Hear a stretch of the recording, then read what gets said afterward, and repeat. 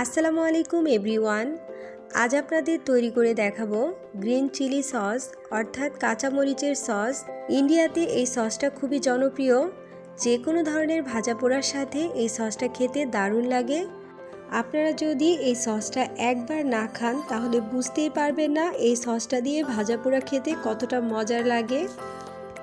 আশা করি আমার আজকের এই রেসিপিটা আপনাদের একটু হলেও উপকারে আসবে।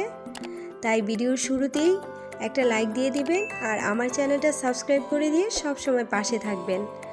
কাঁচামরিচের সসটা তৈরি করার জন্য এখানে আমি 250 গ্রাম কাঁচামরিচ ভালোভাবে ধুয়ে পরিষ্কার করে নিয়েছি। মরিচটা অবশ্যই সবুজ নিতে চেষ্টা করবেন, এতে করে কালারটা খুব সুন্দর আসবে। মরিচগুলোকে এখন কেটে নেব। আমি এরকম মোটা করে মরিচগুলোকে কেটে নিয়েছি। আপনারাও চেষ্টা করবেন এরকম মোটা করে মরিচগুলো কেটে নিতে। চুলায় একটা হাঁড়িতে 2 কাপ পানি দিয়ে গরম করে নিয়েছি আর 2টা আলু এরকম পাতলা স্লাইস করে কেটে নিয়েছি। আলুগুলো পাতলা করে নিতে হবে যাতে খুব তাড়াতাড়ি সিদ্ধ হয়ে যায়। আরও দিয়ে দিচ্ছি 1 চা চামচের মতো লবণ। আরও দিয়ে দিচ্ছি 2 টেবিল চামচ পরিমাণ আস্ত ধনিয়া, 1 টেবিল চামচ পরিমাণ আস্ত জিরা। আরও দিয়ে দিচ্ছি 1/4 কাপ চিনি। আরও লাগবে 6-7টার মতো রসুনের কোয়া, 1 টেবিল চামচ পরিমাণ আদা স্লাইস করে কেটে নিয়েছি।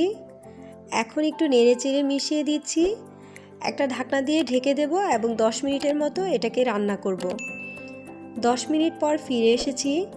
আলুটা যখন 60%-এর মতো সিদ্ধ হয়ে যাবে তখন এর মাঝে সেই কেটে রাখা কাঁচামরিচগুলো দিয়ে দেব। কাঁচামরিচগুলো দিয়ে একটু নেড়েচেড়ে মিশিয়ে নিচ্ছি। এটাকেও ঢাকনা দিয়ে প্রায় 10 থেকে 15 মিনিটের মতো জাল করে নেব, যতক্ষণ না পর্যন্ত পানিটা মরিচের গায়ে গায়ে লেগে যাচ্ছে। মরিচগুলোকে আমি 15 মিনিটের মতো জাল করে নিয়েছি। এতে করে মরিচগুলো ভালোভাবে সিদ্ধ হয়ে গেছে এবং পানিটাও শুকিয়ে গেছে। যতটুকু পানি আছে আমার এই পানিটা ব্লেন্ড করার জন্য দরকার হবে, তাই এর থেকে বেশি আর শুকাবো না। আপনারা নিশ্চয়ই বুঝতে পেরেছেন কতটুকু পানি থাকলে চুলা থেকে নামিয়ে নিতে হবে। তো এখন আমি মরিচগুলোকে চুলা থেকে নামিয়ে ঠান্ডা করে নেব। মরিচগুলো যখন ভালোভাবে ঠান্ডা হয়ে যাবে তখন সব কিছু একটা ব্লেন্ডারের জারে নিয়ে নিতে হবে এবং খুব মিহিভাবে এটাকে ব্লেন্ড করে নিতে হবে। সব কিছু নেওয়া হয়ে গেলে আমি এটাকে ব্লেন্ড করে ফিরে আসছি। আপনারা যদি চান তাহলে শিলপাটাতেও বেটে নিতে পারেন। তো সব কিছু ভালোভাবে ব্লেন্ড করা হয়ে গেছে। একটা স্প্যাচুলারের সাহায্যে আমি আপনাদের দেখিয়ে দিচ্ছি এটা কতটা ভালোভাবে ব্লেন্ড করা হয়েছে। আপনারা চাইলে এভাবেই সসটা রেডি করে নিতে পারেন, তবে আমি একটা ছাঁকনির সাহায্যে এটাকে ছেঁকে নিচ্ছি। এতে করে খুব মিহি একটা পিউরি তৈরি হবে এবং সসটা খেতেও ভালো লাগবে। আর আপনারা যদি এভাবে সসটা তৈরি করে নেন, কাঁচামরিচের যে বিচি আছে সেটা যদি দাঁতে লাগে খাবারের সময় তখন কিন্তু খুব খারাপ লাগবে। তাই আমি সসটা এভাবে চেলে নিচ্ছি। সম্পূর্ণ সসটা চেলে নেওয়ার পর দেখুন কত বিচি অবশিষ্ট রয়ে গেছে। এগুলো যদি দাঁতের কামড়ে লাগে তখন খেতে কেমন লাগবে আপনারা একটু ভেবে দেখুন। তাই অবশ্যই সসটা চেলে নিতে চেষ্টা করবেন।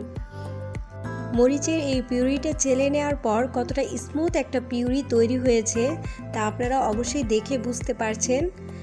চুলায় একটি প্যান বসিয়ে দিয়েছি এবং দিয়ে দিচ্ছি কাঁচামরিচের পিউরি। এটাকে জাস্ট 5 মিনিটের মতো জাল করে নেব, এর থেকে বেশি জাল করার প্রয়োজন নেই। একটু নেড়েচেড়ে মিশিয়ে নিচ্ছি। এখন এই পর্যায়ে এটার মধ্যে দিয়ে দিচ্ছি 1/2 কাপ পরিমাণ তেঁতুলের কাঠ।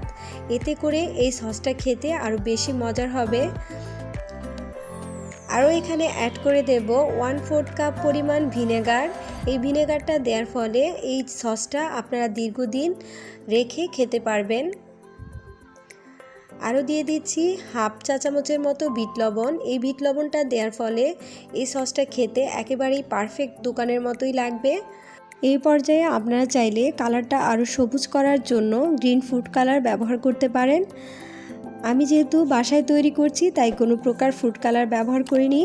এখন আমি সসটাকে নামিয়ে ঠান্ডা করে নেব, এতেই সসটা একেবারে রেডি হয়ে যাবে। এখন এই সসটা ভালোভাবে ঠান্ডা করে একটা এয়ারটাইট জারে ভরে রুম টেম্পারেচারে 3 মাসের মতো এবং নর্মাল ফ্রিজে 6 মাসের মতো রেখে খেতে পারবেন। আজ এই পর্যন্তই, আবার নতুন কোনো রেসিপি নিয়ে আসবো। সে পর্যন্ত সবাই ভালো থাকবেন। আল্লাহ হাফেজ।